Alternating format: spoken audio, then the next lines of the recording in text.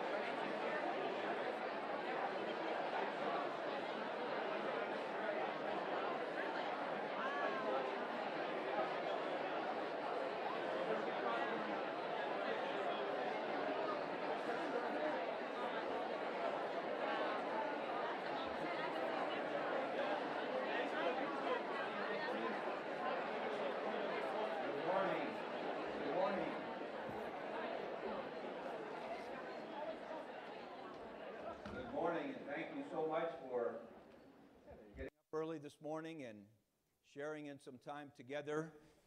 Everyone is excited about a new academic year, and it seems like the summer went awfully fast, and we're excited about all that's going on, and we so appreciate all that you do.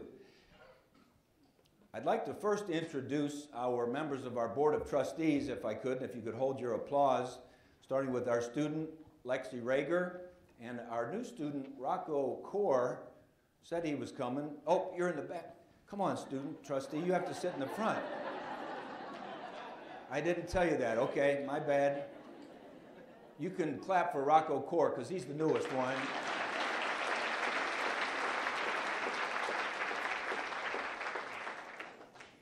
There you go. Dr. Anita Hackstead, Dr. John Jakubek, Chuck George, Dave Dybel, his wife Holly Dybel, and am I missing any other trustees? I think we're good there. I'd like to really begin the whole theme of the morning really with two thoughts in mind. As I looked at the material that we put together and they talked to me a little bit about, hey, 4 years ago you had like 55 slides, that's way too many. Then you got down to 28 and you did a little better and so forth. And so I hope we have the right amount of information that we can share with you. But the two words that really came to my mind the more I looked at the information we would like to share is the word gratitude and the word reality. In my mind, we need to keep everything that we discuss in the context of those two words.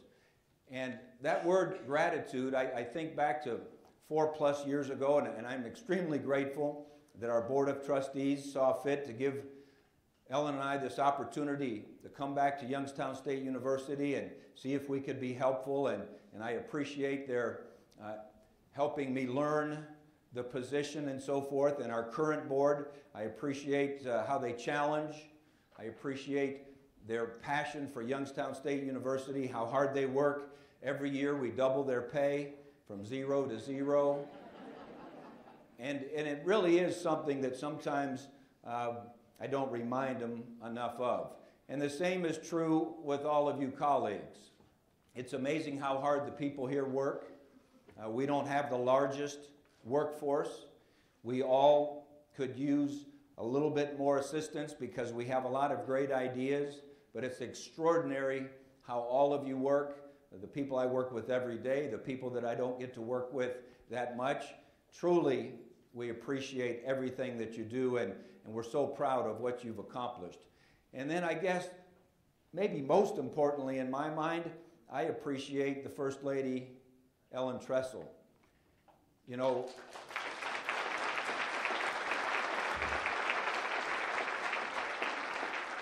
she's kind enough to let me work 7 days a week and most nights and go here and there and kind of change on a dime and head the other direction. And typically I'm a little bit out of control. And one of the things that my board and Ellen would like me to do is communicate a little bit better, and I'm going to keep working on that. But it's extraordinary, her willingness to make sure we can do all that we can possibly do for her alma mater, and I appreciate it so much, and we'll just keep doing what we do. So one thing that Ross Marone wanted me to do, and he put this together, and I don't take any credit for this, but if you could take a peek.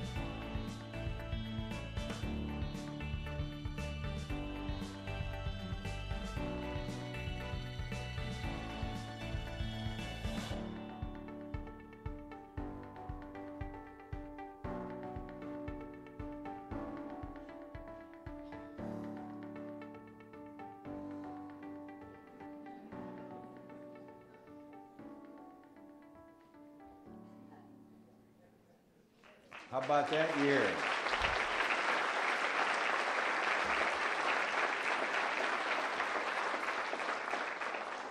So as we move into our conversation, I'd like to break it down into 5 quick areas.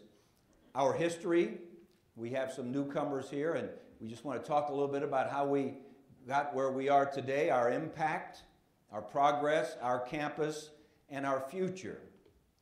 And as we look forward and talk about that history, 110 years at Youngstown State University. First became the YMCA in 1908, then to Youngstown College.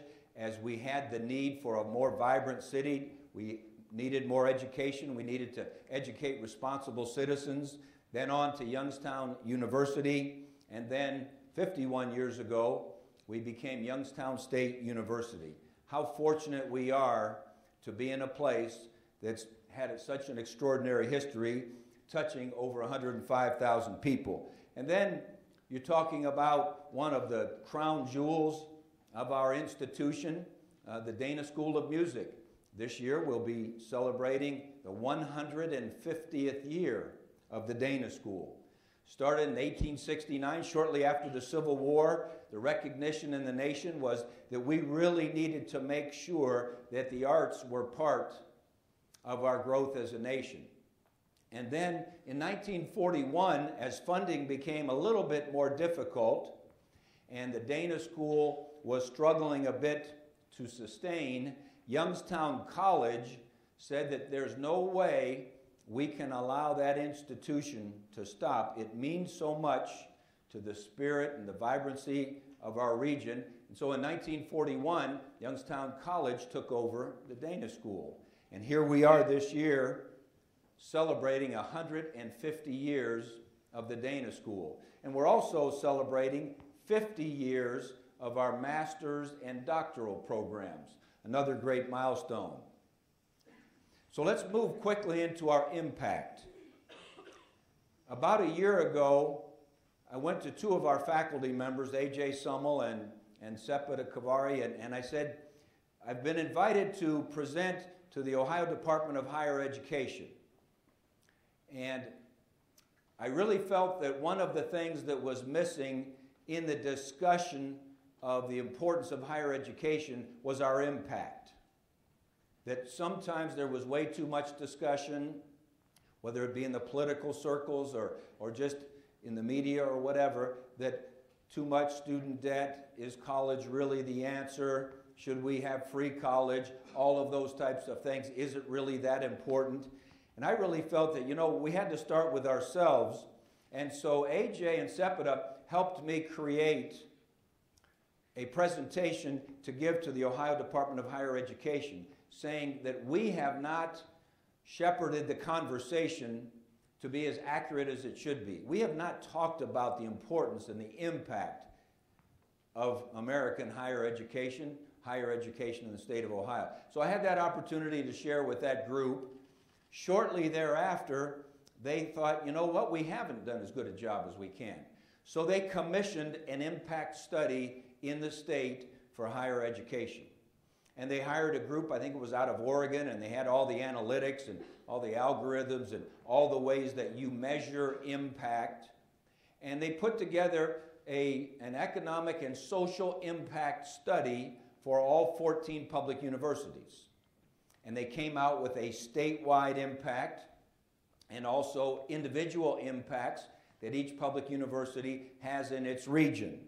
And so the results of ours, I think, were extraordinary.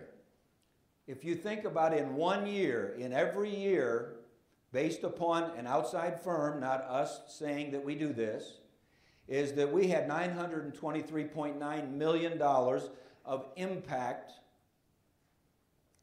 in this 5-county area every single year. Pretty extraordinary. For every $1 a student invests in a YSU education, they get back a cumulative $5.20 in increased lifetime earnings. And as noted, over 15,688 jobs created. In all of the parts of the study, what was really fun to see as you looked at all 14 public universities, they wouldn't tell us how each of us ranked versus one another, but they did say when we had our debriefing with the company, we asked them, well, how do those numbers compare in our region versus the numbers others have in their region? And in nearly every one of them, every category, we were in the top 1 or 2 in terms of impact.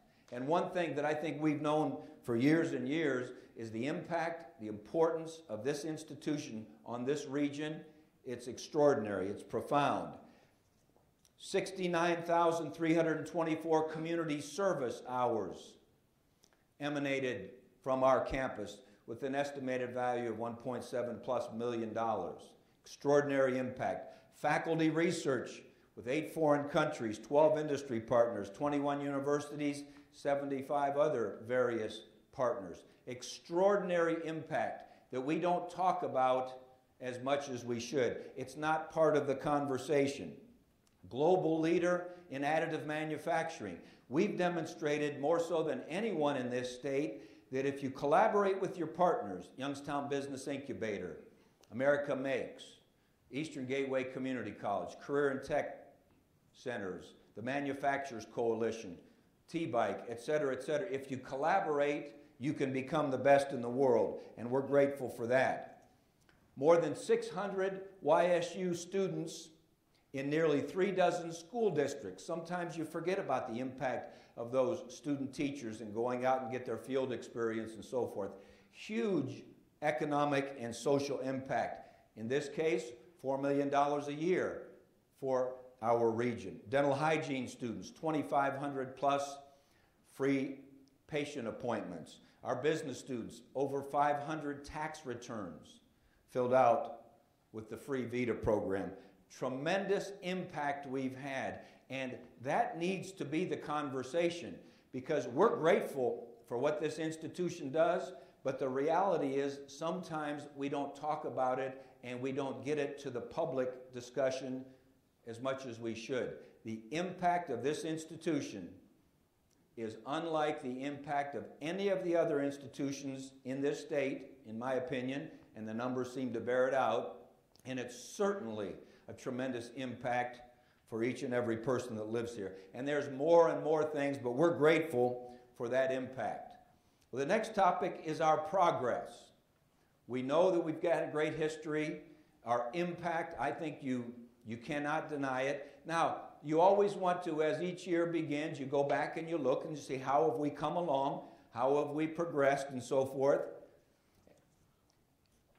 And so accreditation is usually the first measuring stick. And back in 2008, we received our accreditation. We were given some things to work on. We went to work on them. 2008 to 2013, a lot of transition happening, a lot of changes in the state, a lot of things going on. We were still incrementally working on some of the suggestions from the accreditation body. And then in 2014, the full court press was really put on, and unbelievable work headed by the amazing Kevin Ball. That's the way he was described by the accreditation peer review team that came in. Hillary Furman and Joe Pallardy and Tysa Eggleton and Julia Gergitz checking our English and all the criterion heads, Betty Jo, all the people. There were unbelievable amount of work that was put in to writing the assurance argument that in those 5 criterion that the Higher Learning Commission says that you need to meet, you need to write a 35,000-word assurance argument that you do meet these if you would like to continue to be accredited. So our people put in hours and hours and hours and got input and checked on policy and compliance and all of the various things. In those 5 criterion, there are 21 categories that you're measured. And you're measured to find out, is it met? Are you doing what you should do? Is it met, but there's some concerns that maybe you could get a little bit better? And is it not met? And not met is not a good thing.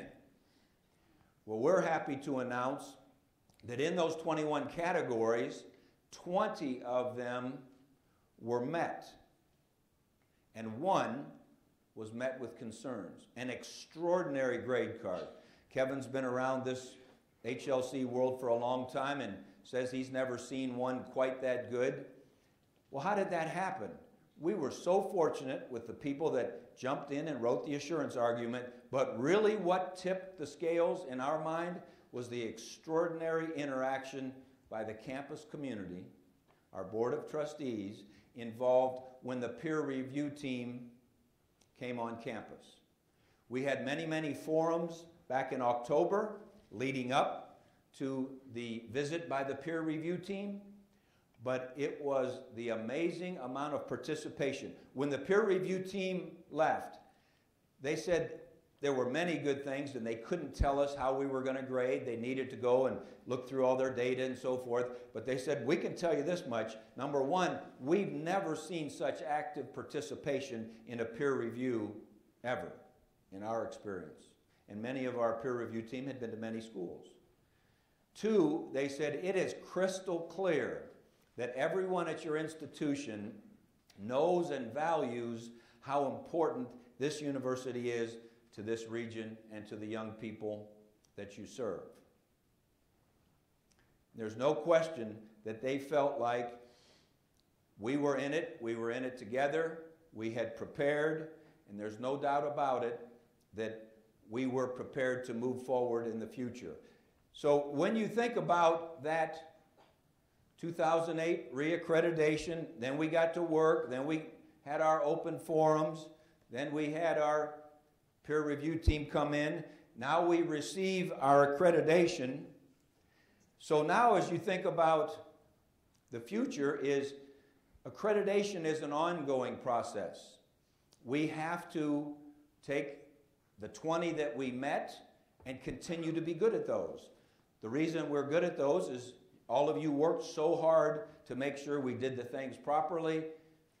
A lot of time and attention, a lot of discussion, a lot of input and so forth. We have to continue to do those 20, and then we have to take that one that's met with concerns, which is in our academic program review, and we have to go give that a little extra attention.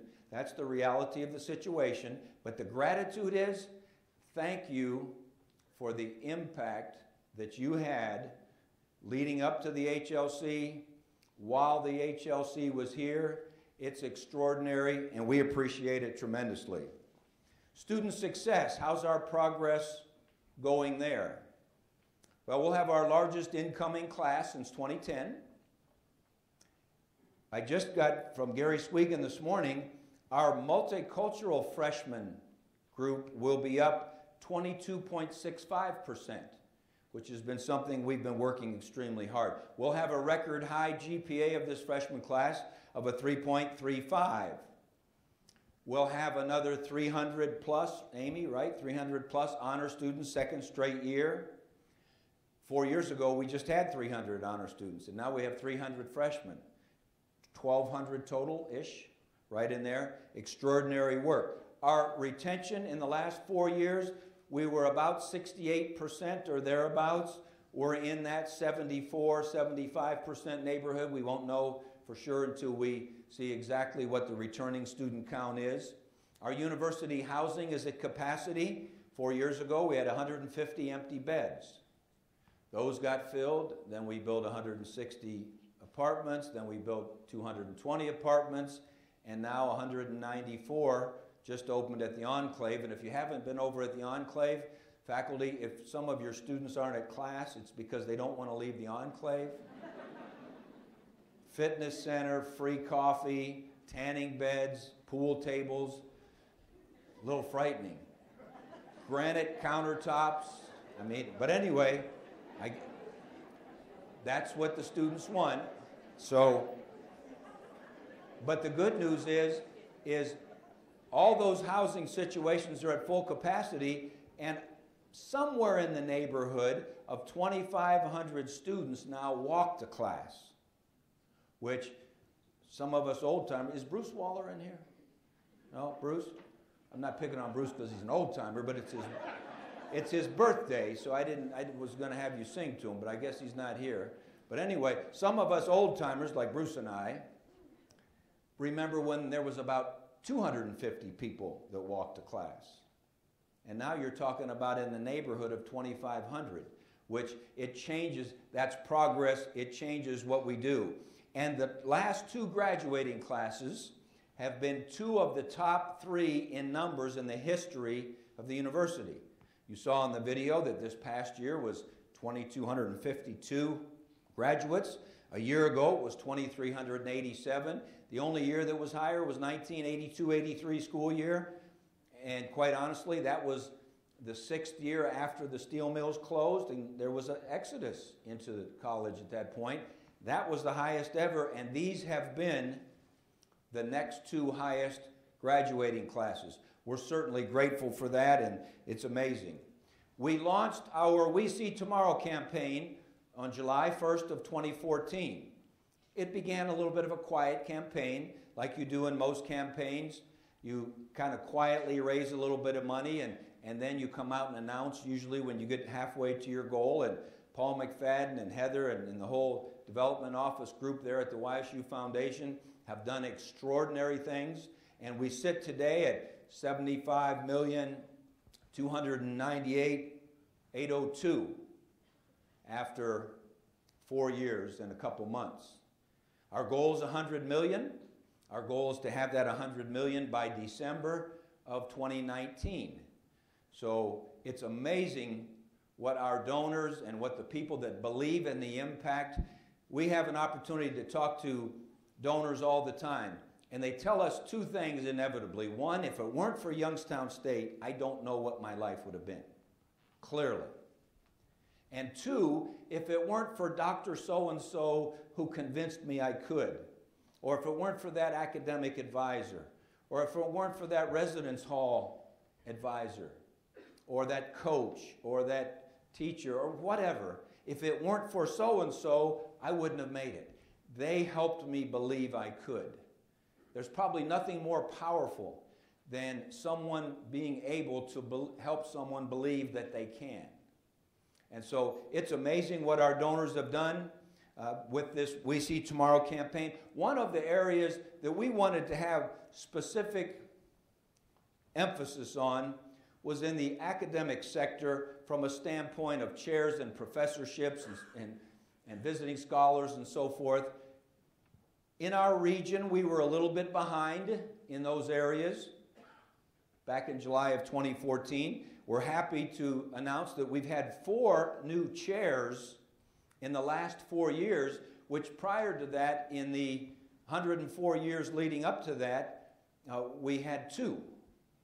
And so we feel really good about that, what that brings to our academic brand and what it gives a chance for our people to do. And we'll be announcing that chair in economics here sometime this fall, I believe, Betty Jo, at the Thomas Colloquium. Endowed professorships were a focus for us. We'd only had 1 or 2 going in to 4 years ago.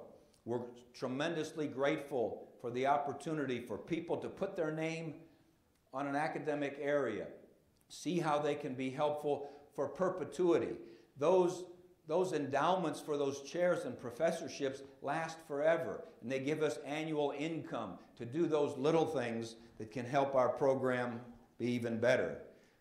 We also have the visiting scholar from the Ives family, and our endowed scholarships, just in this We See Tomorrow campaign, in the last 4 years, have raised $30 million plus for our students' scholarships.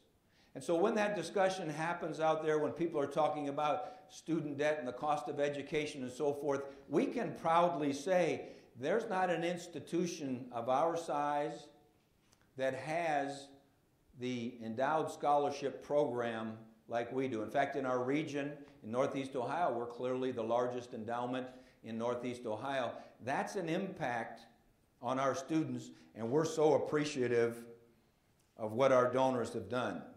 And then just, it was mentioned in the video, but just in these last couple years, our progress of the Cliff College of Creative Arts naming, the Nunziato Veterans Center, and the Folk Hall, which now houses our Honors College program. We're so grateful for that. Also in the We See Tomorrow campaign, we've had a tremendous amount of effort and impact with the Mahoning Valley Innovation Commercialization Center. We've been fortunate as we've given the idea to the state of Ohio that we want to get a group of partners together to create an ecosystem that is going to revolve around workforce development, economic development, through all of our disciplines, beginning with where we're world-renowned right now, which is in the additive manufacturing space, but that we want to partner with Eastern Gateway.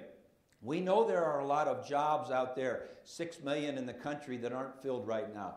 We know there are a lot of changing jobs that people need trained for.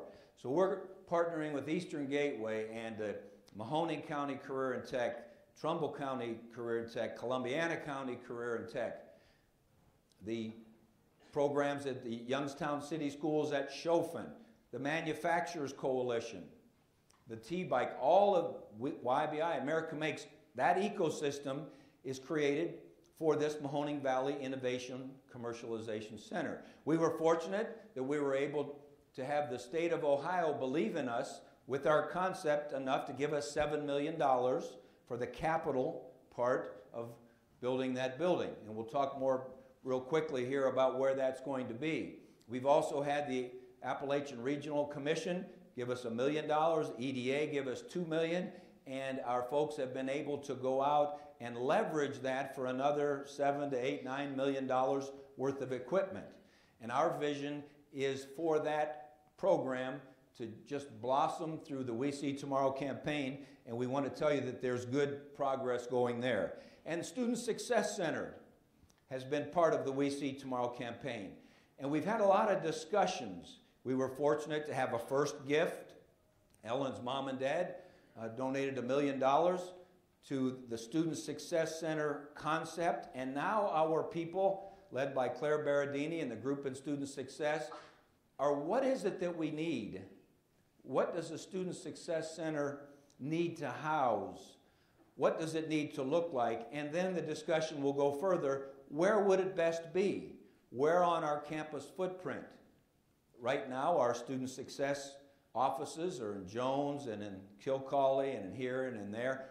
Should they be together? Should they be spread out? What should we do? That's one of the initiatives in our We See Tomorrow campaign. And tune in. We're going to be asking for your input as we discuss the what and the where as we move forward. So now let's move to our campus. If you think about any of us that have come here, regardless of how long ago, when you got to the center of campus, you were like, whoa, this is pretty nice. Sometimes the surrounding edges weren't as nice as we'd like them to be. Did I not move it? I'm sorry. I need a wave guy back there. Okay? Sometimes the outside edges aren't as nice as we would like them to be. But one thing, we're awfully fortunate to have a campus that looks the way that our campus does. And we got to thank those folks in the grounds and in maintenance and our engineers and our architects for all of the progress we've had over the course really of the last 20 years to see the progress and the evolution of this campus. I talked to a senior student last night. You guys missed some good tacos. Sigma Tacos had their thing up at the Newman Center. 3 tacos for $5. It was really good. But one of the students was saying, you know what, I'm a senior, and when I decided to come here, I looked around, I wasn't sure this looked exactly like what I had envisioned I'd like to do to go to college. He said, but I've got to tell you this, it does so now and more. This place I would match against any place. Our campus looks as good as any campus that any of my friends that happened to go elsewhere. And I was awfully excited that a guy like that said that. So, real quickly, there's the overhead map. I don't know exactly where we're sitting, but somewhere in that map we're sitting. Okay? So I'm going to shoot up a couple red blocks and tell you about some things that are coming because we appreciate your patience with with construction and detours and all that stuff. It's been kind of ongoing, perpetual. So if you see that first red block up there, picture that's the parking lot up just east of Cafaro House. Okay, and there's a parking area and some grass and so forth. Well, we're going to be creating, and at this time next year, we'll be utilizing a student recreation field with the turf and the fence and the lights and so forth, because we have so many more students that are within walking distance of campus, so many more club sports, so many more intramurals, recreation, all of the various things, that we're going to create another recreation spot up there in the northeast corner of the campus. And you say, oh my gosh, we're losing parking. Right? That was the first thought everyone had. Right? Okay, I know you guys. So, look at the next red block. Okay? Picture the Watts Center, and just to the west, that's where the tennis courts are. Okay? That will turn into a nice 320 space lot, okay, which will feed Kilcawley Center a little more effectively, the Watts Center, Rich Center, Beagley Center, Stambaugh Stadium. And so we're picking up the parking that we lost. So your blood pressure can go back down. We didn't lose any parking. We gave that a little bit of thought.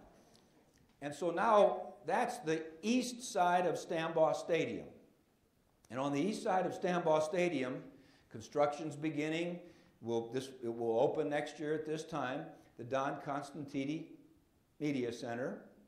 And the Payavolis family was very instrumental in this one as well. And that will house our sports broadcasting major. That will house some game day events 6 to 10 times a year.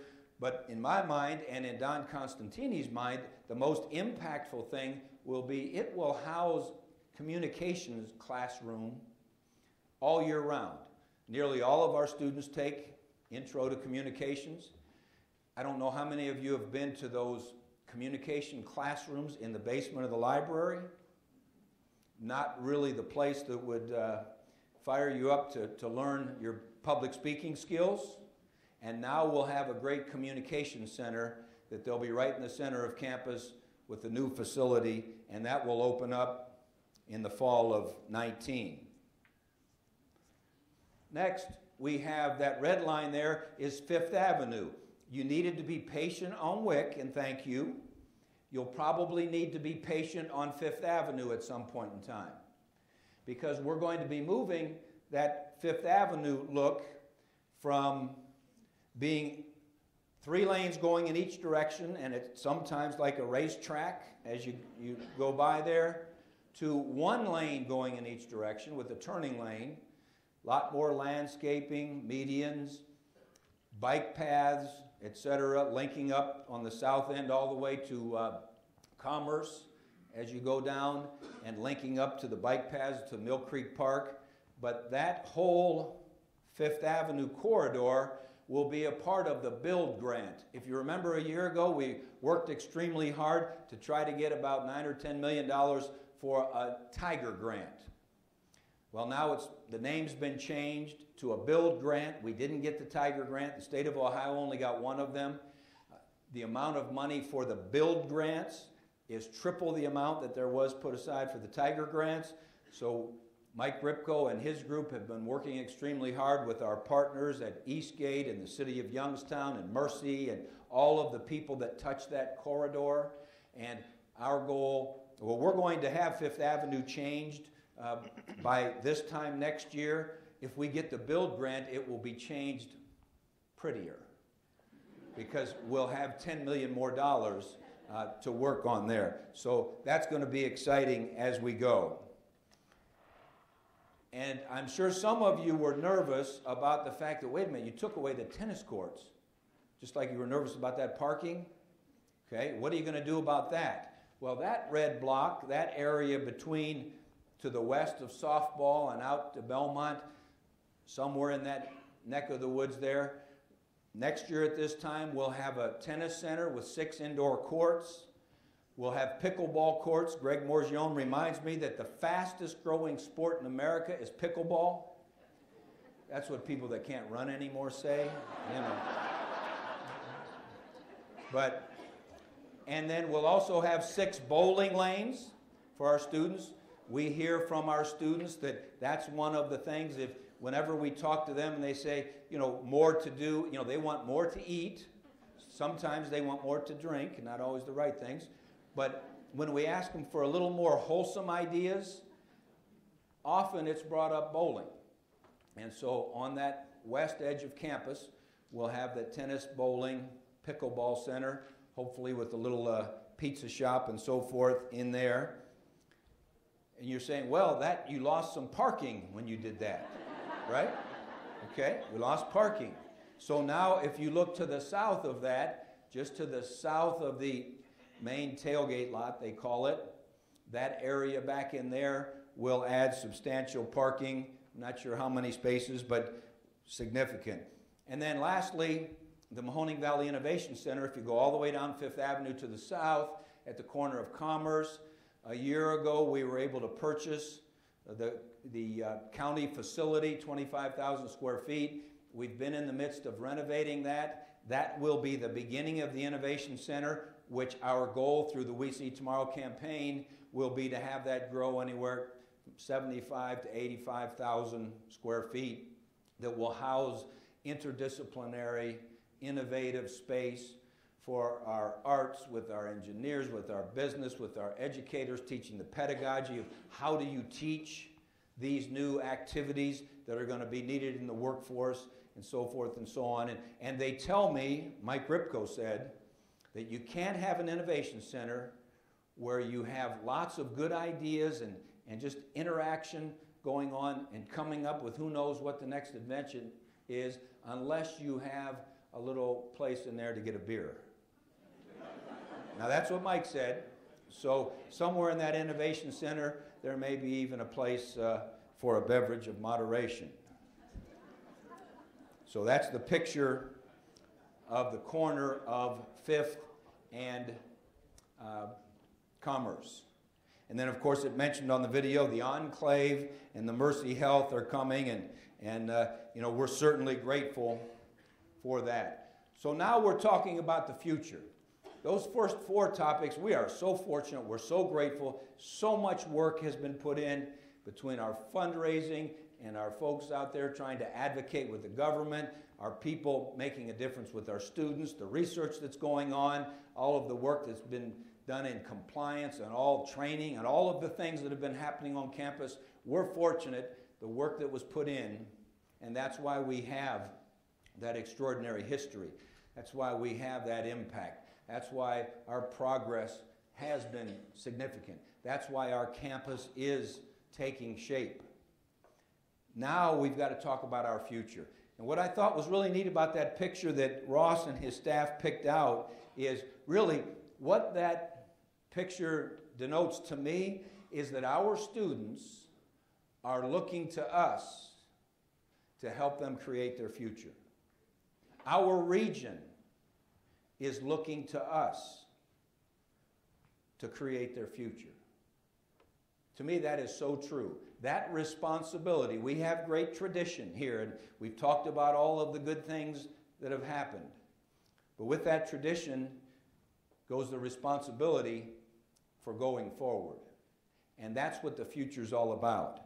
And so as we think about what it is we need to do going forward, first and foremost, we have to decide to agree that everyone has to be involved in the discussion. The university isn't individual people. The university is a collective group. And as is mentioned with this thought, innovation, our plans for the future, it's powerful when the ideas are from every level make their way to the decision makers, because ultimately decisions have to be made. But the ideas and the input and the data and everything associated with it has to come from every level. We're entering a moment now, 2018 school year, 2018-19. If you recall, we had a strategic plan back in 2010 that was called Strategic Plan 2020. Well, 2020 is almost here. We've had to make adjustments. The world has changed. The rules of engagement, the funding, the needs. Things change quickly. We've got to make sure now, as we move forward into strategic planning for that 2020 and beyond, that we get input from everywhere, that we get real data, that we get verifiable data to help us make good decisions. It's been my experience that if you have good data that's verifiable, that it's easier to come to conclusions. When it's just a series of opinions, it's a little more difficult. And so we put together a strategic planning organization team about 6 months ago. And they were just put together to think about how are we going to organize this strategic planning. And then we'll figure out who's going to be on the strategic planning committee or whatever. I think a year or 10 years ago, we had 52 members on the strategic planning committee, a variety of representation and so forth. I don't know exactly what it will end up being this time. We've got a strategic planning organization team working on that, and we have affectionately named it SPOT, Strategic Planning Organizational Team. And on that team right now, trying to figure out how are we going to get this organized, how are we going to get maximum input, how are we going to get the data we need to make good decisions, are 6 faculty members, plus 2 chairs, 5 administrative folks. Let me look at my notes here. 2 Board of Trustees members, 1 ACE representative, 1 APAS, 1 student, equaling about 17, 18 people that have been working all summer long trying to get information put together, literature about, where is education going, where is our opportunity, what are the struggles, what are the challenges, what are the things that we can do so that we can begin this fall and spend this entire year in a strategic planning mode. So that a year from now, we'll be able to be standing here saying, here's what this group has come up with. Let's talk about it. Let's vet it. And then January of 2020 gets here and we can set it into motion. So here's where I need your help. That is the website homepage. And we think that it's so important to be thinking about strategic planning that our responsibility is so strong for what we need to provide for our students and our region that we wanted on the ribbon of the top 5 things that you can go to, strategic planning to be right there in the center. We wanted that for students and parents who are looking at, I wonder what the future of Youngstown State is. I wonder if they're working on the future. We want it for faculty or staff members who are considering applying for a job here to say, you know what, I can just click on that button right on the home page and I can know that there is extensive work being done about the tough challenges of the future that every institution has. And so what I'd like you to be able to do is go to that. We need your input. We'll be working on the data. We need your participation. So if you click on that button and you get to the strategic planning page, there'll be a button there where we're able to ask you a question. But let me go to the next page, because on the left side, the point that we're trying to make there is we would like informed input. And so what the Strategic Planning Organization team has been doing for 6 months is that they've been putting together the latest research and literature, books, you name it, in the field of education as to what are the challenges of higher education. What's the future like? What's the impact? so that we can go out and tell that story. In academics, what's the research potential, futures, challenges? Timely completion. Everyone wants to talk about student debt, and they're using that in some ways to discourage some people from dreaming about higher education. Well, we want the latest literature to discuss timely completion. Institutional technology. We know that everything is tied to technology in this day and age. Student success, socioeconomic input, economic development, diversity, inclusion, the opioid crisis. What was it, 72,000 people we lost last year in our country to opioid overdose? That's real. We've got the latest literature in each of these areas right there for you. And there's also a list of some what we think are the top books written by some authors who have been through the challenges of strategic planning. In fact, during the course of this year, we will be inviting some thought leaders into campus to talk about what they've been through, what they see on the horizon about the challenges of higher education. The message is needed for the impact of education. How can we do it in a more timely manner? How can we stay away from the student debt? How can we be the research engine that our state and our nation needs, et cetera, et cetera?